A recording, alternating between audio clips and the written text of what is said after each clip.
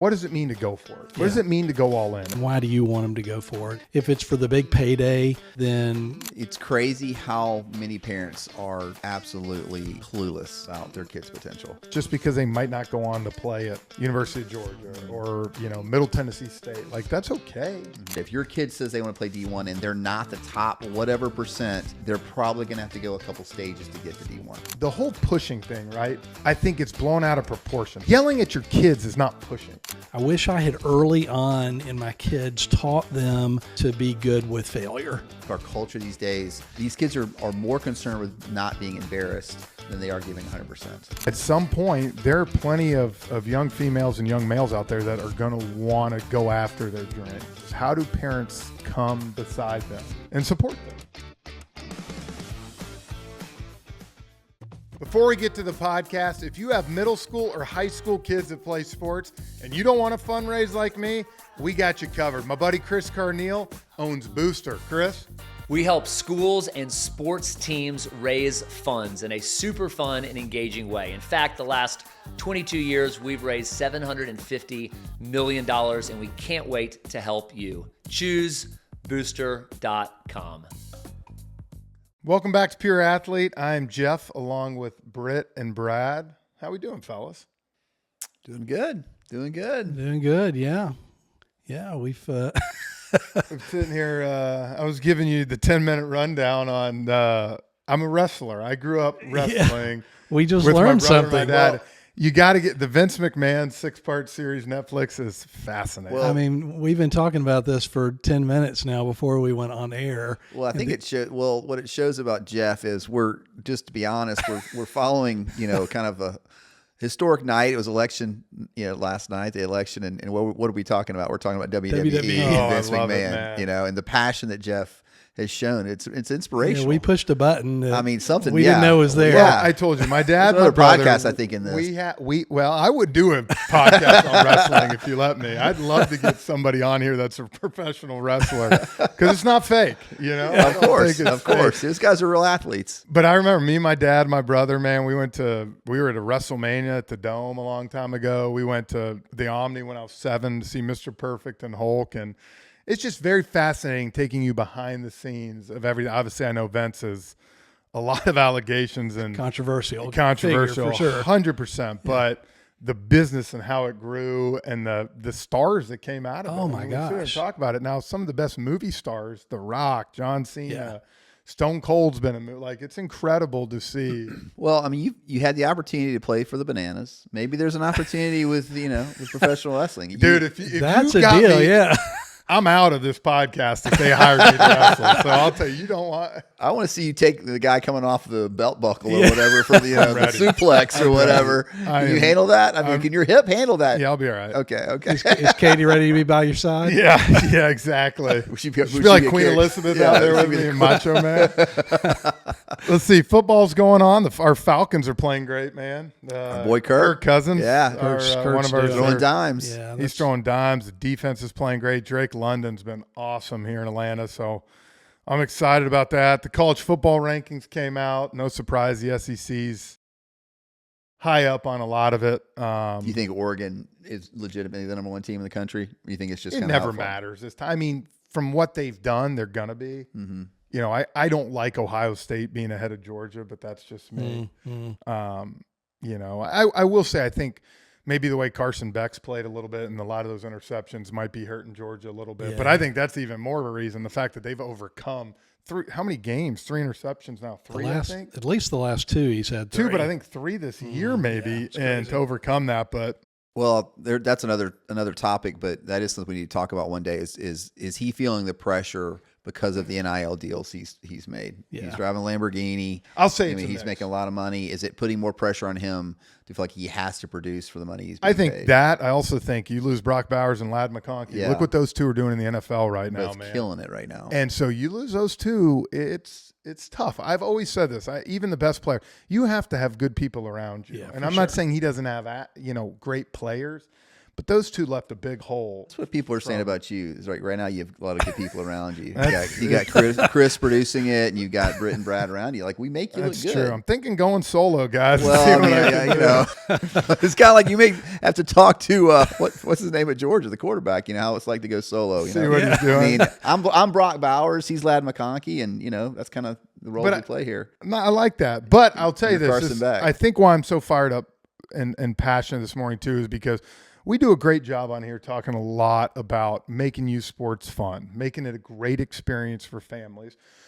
But I think we'll all agree, and you two have older kids, and I'm sure I'll get there at some point. But, I love today's topic, guys, and we've been talking about doing this for a while. What does it mean to go for it? Yeah. What does it mean to go all in? And we know we have a lot of listeners out there that ask a lot, okay, well, that's great and all, whether it's rec ball, whether it's doing fun, but what if my daughter or son's 14, 15, 16 years old, and they're really passionate, really wanting to pursue this? What does it look like to go all in? And I think we're going to have, a 30-minute discussion today on some good topics, I think, on what parents can look for and what's feasible and what's right to go all in.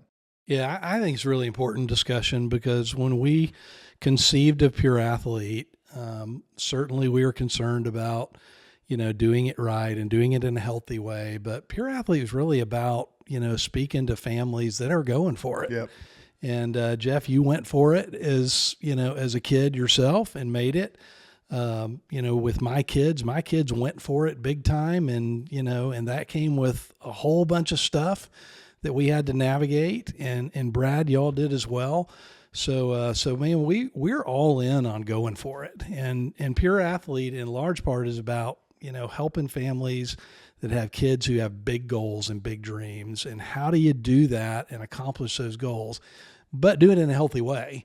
But we've been talking a lot about the healthy side of it. Today we want to talk about, what it really looks like to go for it. The standard. I mean, there's a standard out there for making your high school team in your area. There's a standard for having an opportunity to play in college. And we sometimes get a bad rap, I guess, from when the engagement from some of our listeners that we focus too much on the healthy side or too much on making sure, the family's not, disrupted by your journey and making sure the child is in the best place possible. But if your child tells you, and that's a big part of it, we can talk about that. Yep. If your child tells you they want to go for it, whatever that goal is, you have to be honest with them. There is a standard for making your team in high school, whatever the sport is. There's definitely a standard for playing D2 or D1, and obviously a standard for playing pros. And you have to be honest with them, and that the standard of where you have to get to and the standard of what the work you got to put in to get there. And maybe a standard also in terms of getting exposure to get recruited. But yeah, I mean, we were all about, when we thought about this idea, it was really for that family whose child has come to them, or they realize, man, my kid has an opportunity to be pretty good at this sport. And how do we get there? How do we help them accomplish their goals? Me and Katie were talking last night about this topic, and we went to high school together, so she knew obviously me in high school, and that's what she said. She was like, I think you should share a little bit that when you were in high school, you missed some pool parties, you missed some hangout time with your friends. And so then I circled back right with my mom and dad, and it was like, they were like, you were great. You were fine with that. Yeah. You knew that you might be going to Panama City to play in a weekend baseball tournament, but you knew the ramifications. You knew, what went in it. And so it's like, I look back and I'm like, I don't regret a single thing about going all in. Yeah. Now, I think the cool thing is, yes, I ended up playing pro baseball, doing this, but there's plenty of kids, girls and boys, who have gone all in. Maybe they didn't make it to a D1. Maybe they didn't do this, but now you look at them, they have great jobs. They're doing great things, whether they're coaching their kids now or doing. But so I don't think all in is just, hey, it's getting a college scholarship or doing this. But, at some point, there are plenty of young females and young males out there that are going to want to go after their dream. Yeah. And so I think that's what we're talking about here now is, how do parents come beside them and support them? How do they give them the opportunity? All families might not be able to go all over the place financially. That might not be an option. So what are your other options? What can you do? Does it mean you work harder just even by yourself outside, or getting a trainer in the area to do something? And I think that's what makes this so fascinating. There's so many different ways to go all in, right? There's so many different ways, but I think the one thing, and you just said it, is I think you got to listen to your kid on this. And that's where I asked my mom and dad, and they were, talked about my brother, my sister, me, and they said at that point, you were ready to go. Let's go play baseball here. Let's drive to the field house at 7 a.m. to lift to get ready for football, in the summer, to do stuff. So that's what I'm saying. I think there's so many different ways to go all in. It doesn't just have to be, we're flying here to play in this tournament. We're flying here to play this tournament. But I think the work ethic and listening to your kid, I think, is going to be the biggest two things here. Well, I think, as we said before we came on here, this is just going to be a conversation. Yeah. We're probably going to jump all over the place in it because there's a lot of things to talk about. But, I think when we again conceived of what pure athlete was or is, and it's about becoming the best version of yourself on the field and off the field. But the on the field part, we came up with these 5 pillars, and these 5 pillars were all about the things that you have to focus on to become the best version of yourself on the field or the court or wherever. And so I think, as we think about how do you develop, and parents, how do you help your kids? We've kind of said a lot of people are spending a lot of time focusing on skills, and obviously skills are super important. But you got to focus on mental, you got to focus on grit, you got to focus on vision and goal setting and all those types of things. And then character is a really important piece too. But I think, we can talk about different elements of all of that as a key part of going for it. What do you think? Do you want to break this up in terms of ages? Like, so let's say your child is say they're playing baseball and they're playing rec ball and they look like they're pretty good at it. And they come to you and they say, hey, I want to be the best. I have a dream of playing for my high school. I have a dream of playing in the MLB. And say they're 8, 9 years old. What does all in at that point mean as a parent? What do you do? Well, first of all, I'd ask you this, and you got kids this age right now. I mean, for most parents at 8 years old, are the kids coming and saying, "I want to go all in," or the parents driving a little bit more? I would think the parents are driving that at that age. I mean, it's a little bit of both. I think you've got the kids who go to the Braves games and say, I want to be Austin Riley. Yep. Yeah. And so like, there's that kind of dream. I think, all right, let's put it this way. Maybe they come to you and they say, I want to be one of the better players in my little league. Yeah. Like that's what they're coming to you like. And so they're loving it. Yeah. Like I want to play. Well, then go to the cage. I want to be an all-star. That's what I'm saying. So like as a parent, you sit there and go, okay, it's great that you have this dream, like you have this goal, and it's awesome. Let's write it down or whatever it is. But as a parent, I think, what's your responsibility at that point to let them know what it's going to take to reach that goal? Yeah. I kind of think it's like, as a parent, recognizing when your kids are young, if they love sports and they show some affinity for being good, that you're trying to set them up and give them the opportunity that at some point, if they really want to go for it, they've done the right things all along that early part of the journey to go for it. So we talk all the time about development at a young age, pre-puberty, that we ought to focus on development and not so much on winning. And I think that's preparing your kid that when they're 13 or 14 and they say, I'm ready to go for it in baseball or whatever.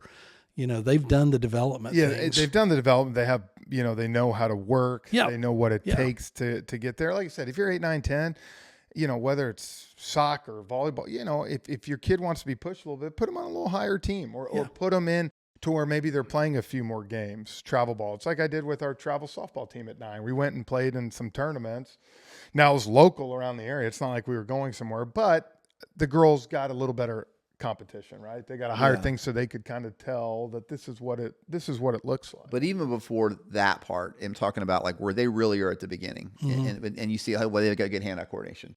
As a parent, I think you got to decide at that point: am I capable as a parent to help them work on their skills, or is it a sport that I don't know anything about that I may need to find somebody to help them, a relative, even if or if you wanted to hire somebody to do that. It's like, so what does that look like before you even start talking about travel, or it's pre-puberty and they said they like, and you wanted to play a lot of them, but they say they want to be better at this sport. It's really just kind of is that the parent spending that time with that kid working on the skills? It was for me. Yeah. Yeah. But you know tennis, and so it was. Yeah, but it was more than tennis. Yeah. I mean, we played everything, until they were about 10, 11 years old. Yeah. And, I mean, we had a net and a tee, and we worked on throwing and hitting and, I think every that's big sport. picture at that age. You know what I'm saying? It's so tough specifically to work with them. I think, again, like you said, it's just, hey, let's go have the attitude, have the passion. Let's go do it and keep doing it, whether it's practice, just taking,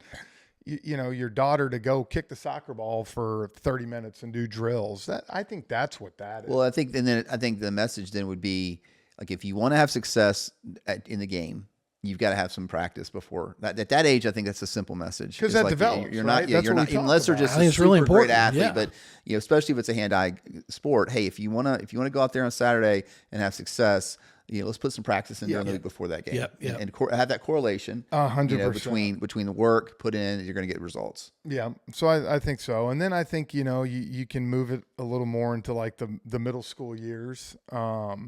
Where you're going through puberty, where all that's going. And that's where I think, again, it starts, a parent really has to watch your kids at that point and see if this is what they want to do, and again, do they want to do this for the social aspect? Do they want to do this because like, my daughter's 11. She plays, 3 sports, and I can go ahead and tell you on one of the sports, she just enjoys being around her friends, right? Like, and that's great. And so we do it, but I tell her more in a couple of the other ones, if you want to start pushing yourself a little bit, it's time. It's time for you to come home sometimes and be like, hey, Dad, can we go throw? Can we do this? I need to start seeing some of that from you. So maturation that's 100%. going on. Britt remembers this, but I used to coach middle school basketball, and you would have kids that had really loved the game, loved basketball, and would practice and work all year and get ready for tryouts and and make the team.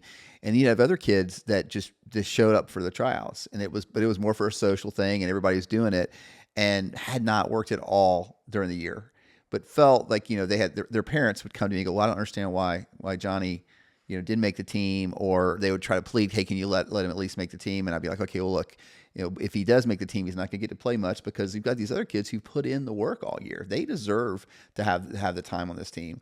And a lot of parents were just oblivious to the correlation between there's a merit type opportunity there that they're not teaching their kids. Yeah. Like, hey, you really didn't you were playing video games all year, and just because all your buddies want to play middle school basketball, now you're thinking you go shoot in the yard a couple times, and now you think you deserve it, like somebody who's put in the time.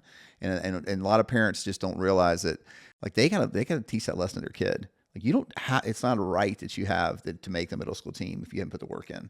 And it was crazy how, I would say probably 50% of the parents were not really aware of what it took for their kid to have the right to play. Well, and that's why I think if you're 10, 9, 10 years old, and you're on a team for the most part, you're going to get opportunities to play. You're going to do this. But I think as you get to that middle school age, like you talked about, and I've talked to this with our softball team, like, you're going to start to earn your spot in the lineup. You're going to start to earn your playing time.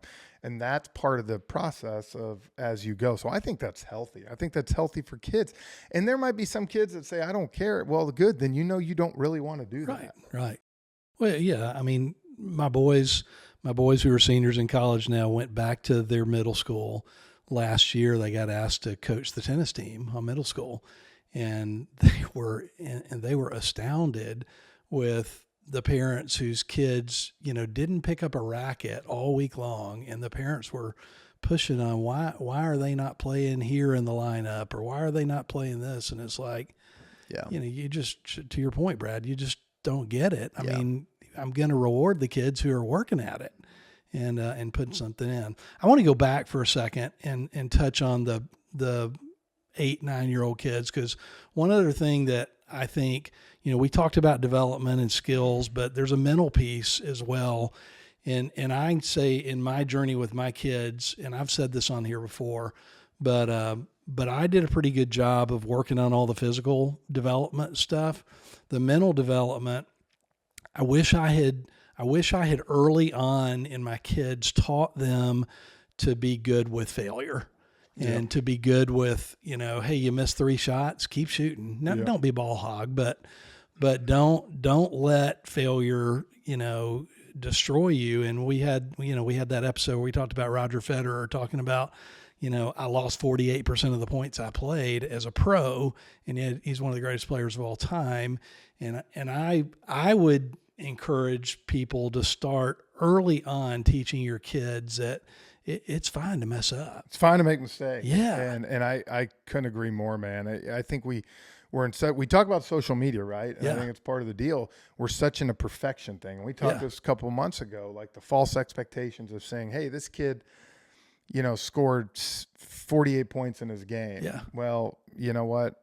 That's one game. You Yeah. know, like what did he do? And I'm just giving examples of like you said, I think kids are scared to fail. They're scared to make mistakes. Yeah. They think it's going to cost them this, cost them that, or whatever. And I think They're going to that's look where, bad. absolutely. And that's where as parents, you come by, especially at a younger age, it's going to be okay. Yeah. You're going to give up runs. You're going to not have a good day on the soccer field, and that's where, again, I think that's the parent's job to come beside the kid and say, it's okay, let it fly. Yeah. I think one of the key ingredients you see in champions and people that are successful in their sport are the folks that have the athletes that have the ability to come back from giving up a home run. Yeah. They come back from as a DB giving up a touchdown pass on you, or giving up a goal as a goalie. Like, how do they respond from having a moment of failure, suppose quote unquote failure, like a defeat? And I think that's, like Britt talks about, I think that's such a great lesson to teach our kids, is like, you have to be able to play with the freedom to overcome your mistakes. Yeah. To play with the freedom to make a mistake, to play so hard that you're going to make mistakes, and then respond for that mistake by keep playing hard, and not just all of a sudden you see the body language of kids when they do something wrong. Yeah. And whether that's from parent not doing a good job of letting our coach not doing a good job, or like you said, I think our culture these days, I see it in the high schools a lot. These kids are more concerned with not being embarrassed than they are giving 100%.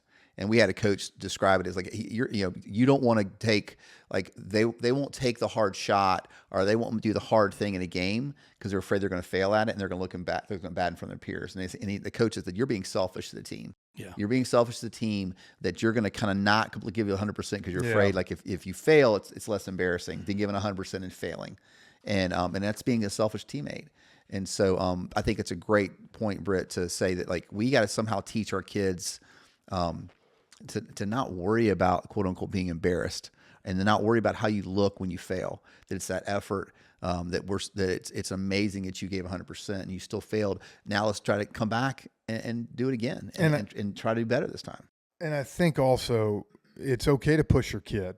Yeah. It's okay in a healthy way to push your kid. Yeah. And I think we, sometimes might come across like, look, you got to make sure your kid's having fun. We talk about the car ride home, different stuff like that. That's not necessarily, I don't want you to think that it's not lining up. What I'm meaning is exactly what y'all said. Like, the next day, hey, you need to go practice. Yeah. You need to get out there. If you couldn't make a free throw in your game, like you talked about, we just had our last softball tournament. We'll pick back up in February. And I told the girls, like, if you don't do anything and you come out in February, it's going to show. Yeah. And we don't have time. Yeah. Why are you surprised? To catch you up. Why are you surprised that you're not having success if you didn't put any work at all? Yeah, if you can't dribble with your left hand, and the ball, they're stealing the ball from you constantly with your left hand, and you come back out to the next game and you put no work whatsoever in the offseason and dribbling your left hand, and you get it stolen again. And you're frustrated. Why are you frustrated? Exactly. This is not a surprise. But that's where I think parents have to push their kids, because I think, like anything, think about it. At our age, we still got to be pushed to do certain things sometimes, whether it's from a buddy,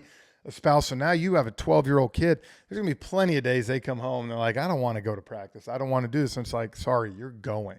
And then how many times do they end up going and they have a blast? Well, and so they love it. let me ask you, can you define what do you mean by pushing your kids? Because, like, you talked about, obviously, like, if they have a commitment to the team to go to a practice, that's obvious. So, like, that's part of being a committed teammate.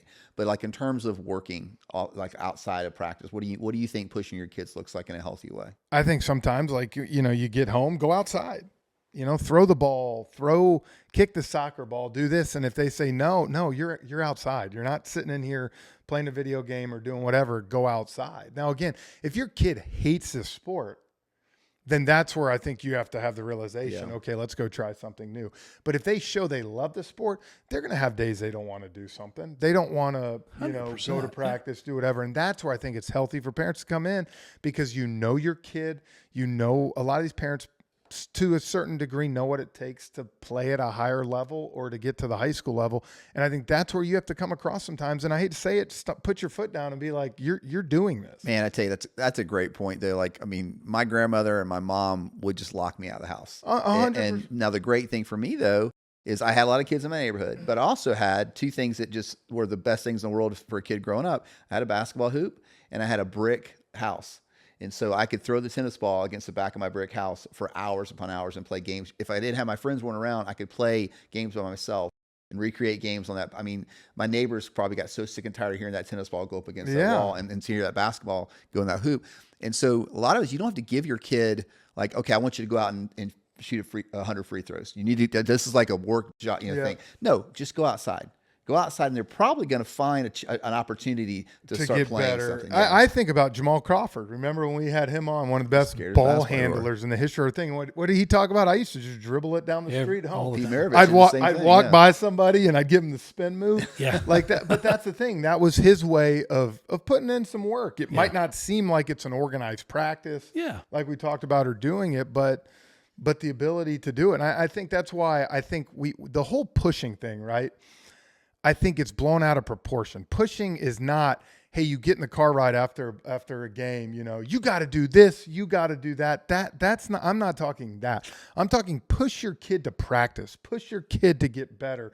And now if they continue to push back time and time again, then you might need to look at doing another sport, or you might need to just say, hey, we're going to have fun. This isn't going to be something we're going to do travel, put a whole bunch of money into and do that. But if your kid takes that, and when you're pushing, they accept it most of the time, then follow that, man. Keep going that route. What do you think about? Well, I think parents should make it fun, like giving your kids like goals, but making it fun. Like if you can hit 80% of your free throws, we'll go get ice cream or whatever like that. But I think that's one thing that we should mention. But how much does having an older sibling or a parent that you like, so many athletes thought this was not my way. Like my goal was to beat my dad in one-on-one. I had a young father and he never let me win. And so it drove me in basketball, especially I wanted to beat him one-on-one. And then when I got close, he started cheating and fouling and things like that, which I do now as well. But, did your older brother, like having an older brother, did that drive you to want to go out there and beat him in sports? Oh, for sure. I was 8 years old and my brother was 12, 13, and I would play basketball with those guys and I'd get my tail whipped, man. They were elbowing me. I'm on the ground, and it became like I either can get up and continue to play or I can be a baby and they'll kick me out. Well, I wanted to hang with all these guys, so I did that. And again, that toughens you up. That gives you, that's why my youngest son, who's 4, we bring him to all the sporting events, all that, because we want him to see it. Yeah. We want them to see the sports being played. But I think make competition, do something fun for the kids, like you said, to reach that goal. But again, pushing to me, like I look back at my dad, man, he was never, like you said, he pushed me hard, but in I'd like to say in mostly all the right ways. Yeah. You know what I'm saying? Yeah. There was time. And I think it showed he cared, it showed I cared, Yeah. and I think that's healthy. Yeah. I think the whole pushing thing is, it's probably the single biggest topic that parents want to lean in and hear about today, because it's where the tension is. And especially as your kids get older, it's one thing to talk about 12-year-olds or 8-year-olds or whatever. Now your kid's 15 or 16, you're spending lots of money. This is my experience. You're spending lots of money. You're spending lots of time. Your kids are, they're writing down their goals, and every 6 months we're reviewing them, and they want it, but they're still not Tim Tebow, want it. Every waking moment, all I can think about is what I can do to get better. So I think that's the norm for most people is, Jeff, you were elite athlete, and you still had to work at it big time. Oh, yeah. But you still were, you had the skills that you could make it to the highest level. I did, but I also wasn't this wake up like Tim Tebow. Yeah. All I thought about. trust me, there were Sundays where we'd go to church and come home, and I didn't go do anything. Yeah. I sat and watched football or did whatever. But majority of the time, I was working. I was doing. Well, and that's my point is you had elite skills and you worked hard, maybe not Tim Tebow like, but for kids who are just below elite skills but have a chance to make it, the work becomes, the work's what separates. The that's work's right. what's going to the grit is what really absolutely puts you the there. attitude. Yeah. I always talk about that. I love Frank Martin, the basketball coach, right? Who's at South Carolina and Kansas State. And I saw a clip where a young kid asked him, what's more important, performance or attitude? And he said, 100% attitude. Yeah. I don't know if you've seen this clip. Yeah, I have. And he said, because if my team's got the attitude, the performance will come.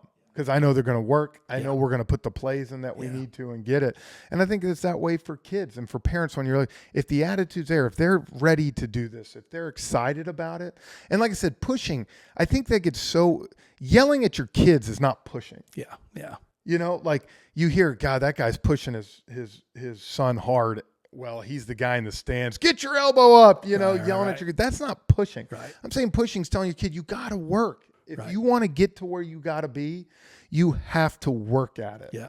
And then again, if the kid continuously fights you on that, it's probably not meant to be in that sport, whatever it is. So it gives you the answer that you're looking for. Well, I think you're dealing with, like we always talk about, you've got a certain percentage, either they're elite skill wise or they're just wired differently. Like we talk about Tim Tebow, or these people that DM us and says, my kid, he wants to be a wrestler and all he does is wrestle 24/7 and we can't hold him back, whatever. Yeah.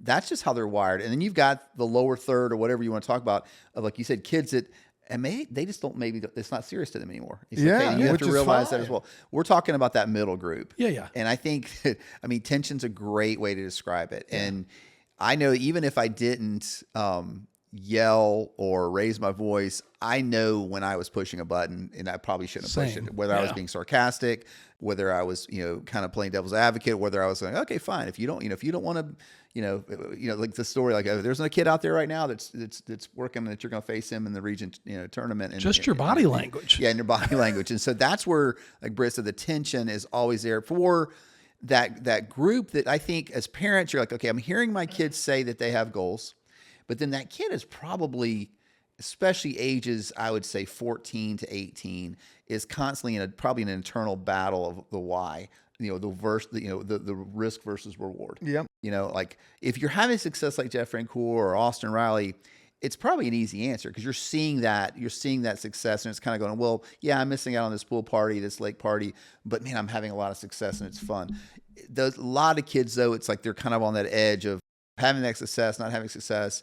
Is this worth it? They're asking themselves. And so as a parent, you have to be aware of that and know when to push and when to push back.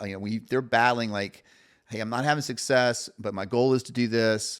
You see that, and it's a hard tension. It's a hard tension to try to figure out, but you got to kind of read the keys of your kid because the kids that have really no interest in putting in the work, that's an easy call. And the kids that are just wired to want to be Tim Tebow and work like that, that's an easy call. But the vast majority of folks are kind of in that middle ground, and that's where you have as a parent that you earn your stripes. Well, you're right, but I also think it's okay if you give some bad body language sometimes as a parent. Well, it's normal.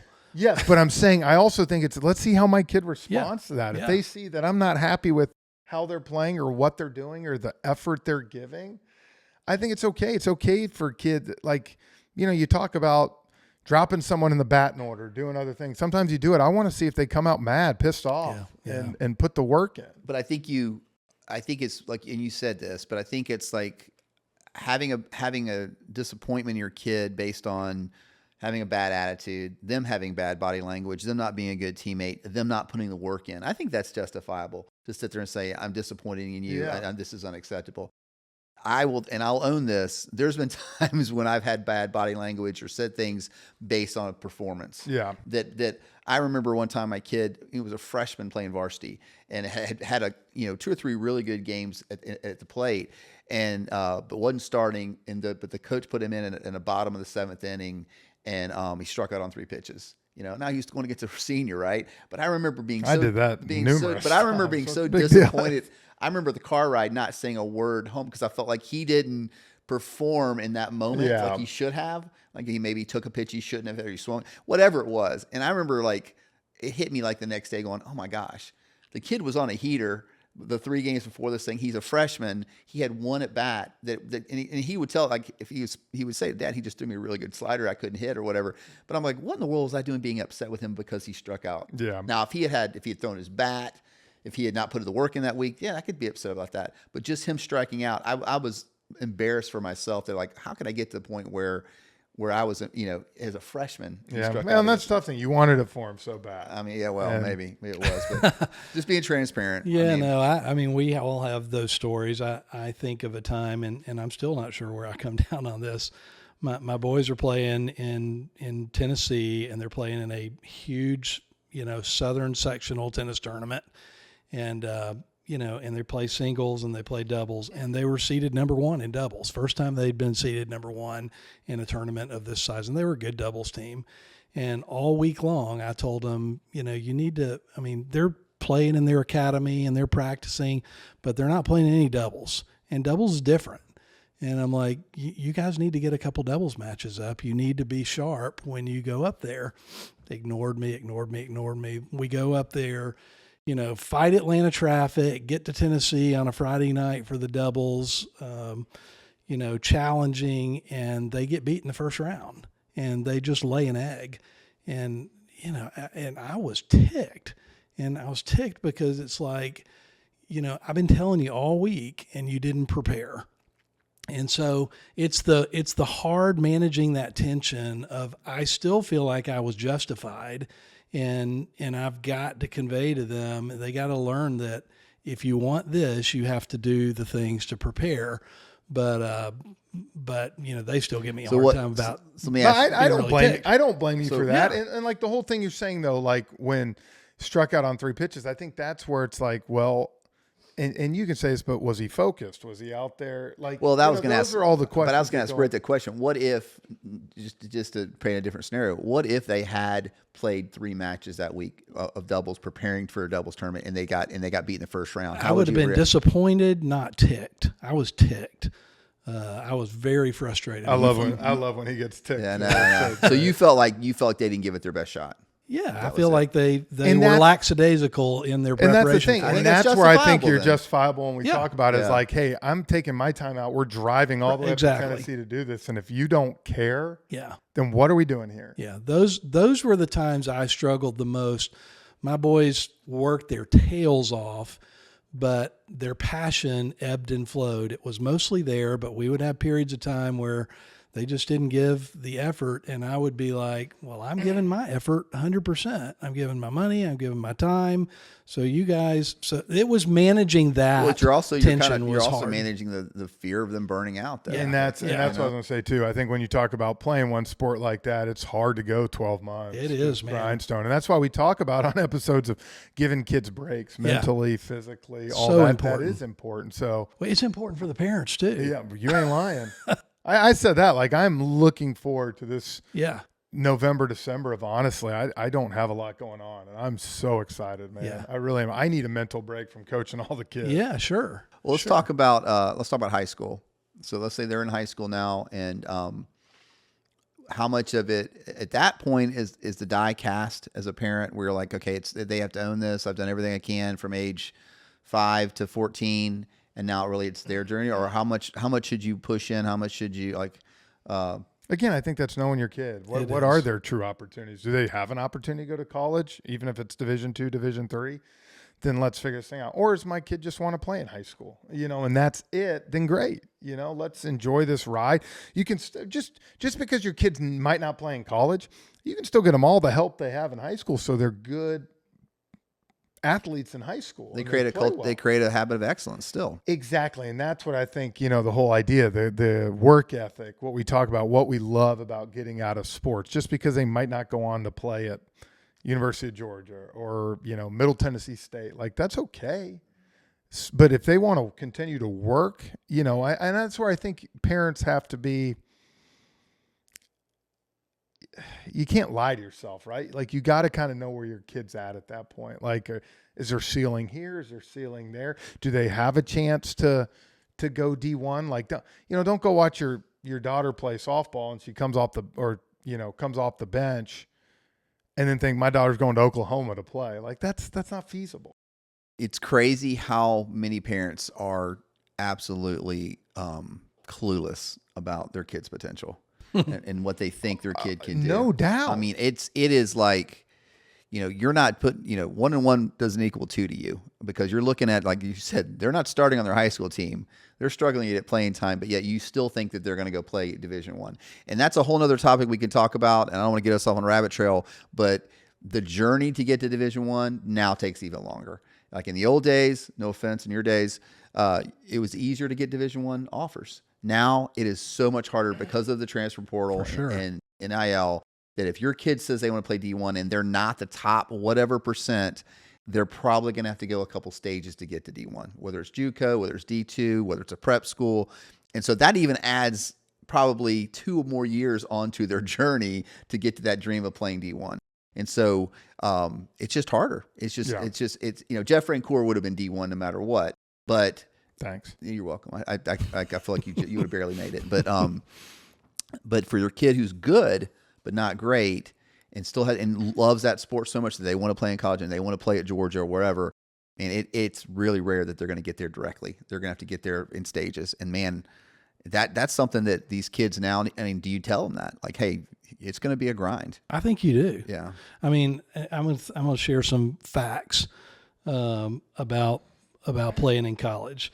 So we talk about it all the time. There's roughly, you look at different studies, but there's roughly 60 million kids from ages 6 to 18 play in sports in this country. Of those 60 million kids, only 8 million play in high school. So 8 million kids. How many of those end up playing in college? Well, about 550,000 play in college. And so about 7% of the 8 million, way less than that of the 60 million, but about 7.5% play in college. But of those that play in college, I mean, it's like 1.8% of the high school kids are playing D1. So 400,000 of the 500,000 are playing D2, D3, or JUCO. That's reality. There's not many D1 spots, and it's getting worse. Well, I don't know if the percentage is going to change. It's just you may still have 1.8% play D1. Yeah, but they may not get to D1 right away. That's right. They may end up after going to. I mean, we're seeing kids now that are going JUCO, D2. Lower D1, or D2, lower D1, higher D1. But I think this is where you also find out how much your kid loves to play. It's gonna show that. Like, I mean, do you want to go to a JUCO? And if you do, then your kid really wants to play. Well, there's kids. There's 4-year or 5th-year seniors playing at a D2 that aren't playing much, but they keep playing because they just love the game so much. Absolutely, and that's awesome. And that's what ultimately that's what you want for your kid. Yeah, right? You want them to keep finding that passion, however long it can go until it can't go anymore. But like we talked about, I think parents also, and you said it, have to have not their blinders on all the time and say, where does my kid stack up against these other kids at some point? And you can get, that's the thing too, that I think parents are afraid to go there, is you need to ask for honest feedback about your kid. Like coaches will tell you, and I don't want to get in trouble here, a neutral coach, not someone who has a vested interest in your kid having a dream, but someone who's going to give you an honest appraisal of where your kid is. It doesn't mean your kid can't make it to D1. But they can tell you, hey, looking at your kid baseball-wise, it's going to be a longer road. It's going to be a longer road, and I would start looking at schools that are more like D3 or D2 schools, and heck, they may grow, they may get stronger, and they could be D1. But as a parent, you need to get an honest appraisal and multiple honest appraisals of where your kid is, and your kid needs to know that. And not to discourage them, but just to say, look, I don't want you to lose your passion for it. I love the fact that you have this dream, and it's just going to be harder for you. And it may be in stages, but a lot of parents don't want to get that honest appraisal because they don't want to hear it. But they also are scared to go that route sometimes. And I don't think, one of our former guests, Brian McCann, we were talking about it because he's got a buddy whose son is probably going to have to sign with a D2 school. And Brian was like, do it. He'll be the Friday night starter there. He'll get every opportunity. He's going to log tons of innings and get better. And then he'll have wouldn't you rather have that than your kid go to, a smaller Division I school, not even get a pitch maybe for 2 years? Like, and that's what I'm saying. It's actually the better route now to go. I would say we had two basketball players at our school, barely got D1 offers, went D1. and they're riding the bench right now, and they're getting passed every year by kids who went D2 first and put up 18 or 19, and then the coaches are wanting them to come, and they stuck. got experience. Yeah, they know for what's They're sure. stuck, and so I definitely think it is. The paradigm has changed. It's just different. Completely. Yeah. Completely. But I think look at Colin McHugh, who went to our school. Colin McHugh got one offer out of high school, and actually I don't know if he got an offer, but he went to Barry, which was NAIA at the time, and then became D3 and ended up pitching in the major leagues for a long time. Oh, absolutely. And so there's a lot of different routes to get where you want to get to. All right. What's I next? thought you were going to say something. I think finishing up here, why don't we start with you, Brad, then Britt, and I'll follow. But kind of, what's your kind of final thought with this going for it? I think that we want to reiterate it is a great thing when your child has goals. And I think you have to help them. They're immature. They may not understand the work involved to reach whatever goals to a certain age. I think it's going to look different in each stage that you're with your child. I think at a certain point, like David Pollock talked about, they have to own that journey. Even after they own that journey, you can still remind them of things, and you can still encourage them in certain things in terms of like if they're not doing something. I go back to the last thing I'll say is awareness as a parent. Awareness is the first thing. Is your kid, if they really, really love it, then come alongside them, but be aware if it's just something they're doing for fun, and don't try to make them into something they're not.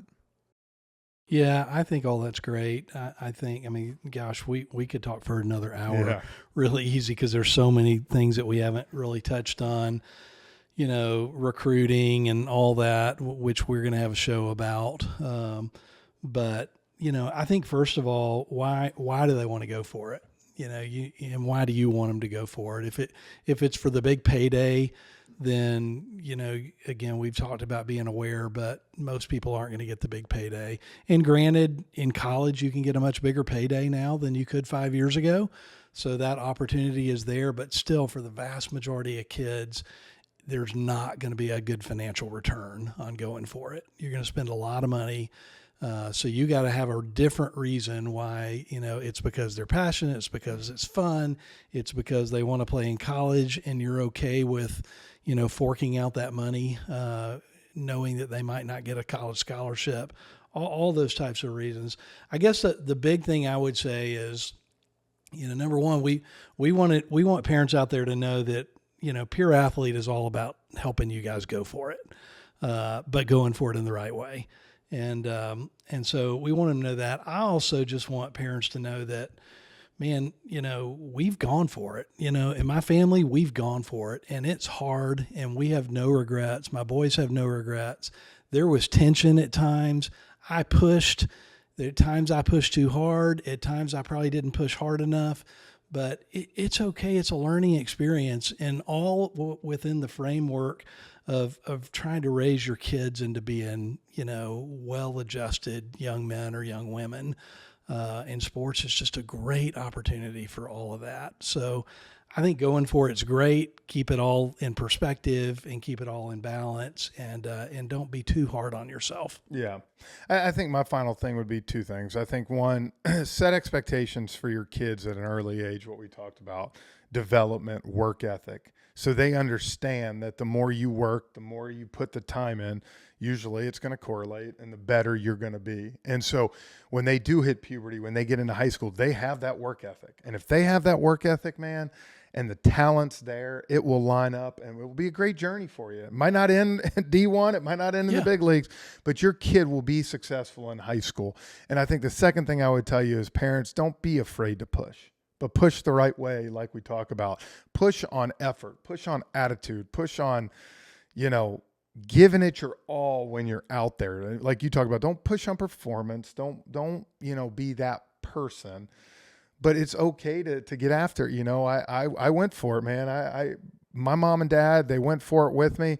There were times me and my dad would get into it and about certain things. But you know what? At the end of the day, I knew how much he cared about my journey and what I wanted, that even if I felt like he maybe pushed too hard here or there, he got the benefit of the doubt, man, because he was there with me the whole way. My mom, she drove me everywhere I ever could ask to go to play baseball. Not to interrupt your point, but you talked about your dad. The most upset your dad got was not based on you going 0 for 4. It was based on how you acted in a game. Right? Absolutely. It would, and that's exactly what it pushed the attitude, pushed those kind of things, not so much the performance out there, but I think set expectations early for your kids so they know that if you work hard, it will show and you'll get better. That way they understand it as they're going. And I think, again, second of all, push your kids, man, but push them the right way if they want to do it. And if they let you know they don't want to do it, stop pushing. It's just sometimes it's not meant to be in a certain sport, and that's okay. Go find another sport. Go find another passion that your kid enjoys. So, and this doesn't just involve sports. This involves life. Oh, school. We want our kids to glorify God by giving the best effort they can in school and being a good citizen. And it's not just sports. It's just, this is what our topic is sports. But it's in everything. I want to add one thing that just popped in my mind is if your kid and you're going for it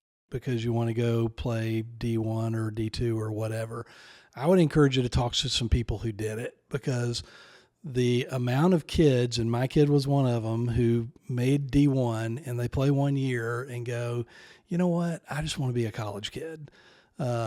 It's huge. There's a ton of people who achieve their goal and then get there and say, this isn't really what I want to do long term.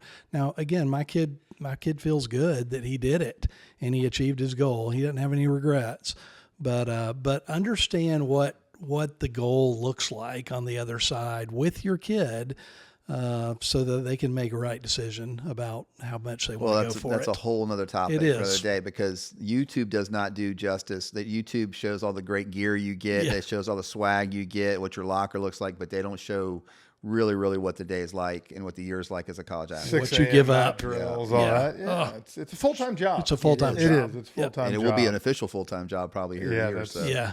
So give us your feedback, but know that for all the great things we talk about, we are go for it. Go for that journey wherever your kid wants to go. But again, always, as we say, do it the right way and do it to the best of your ability. So we thank y'all for joining us and look forward to your comments.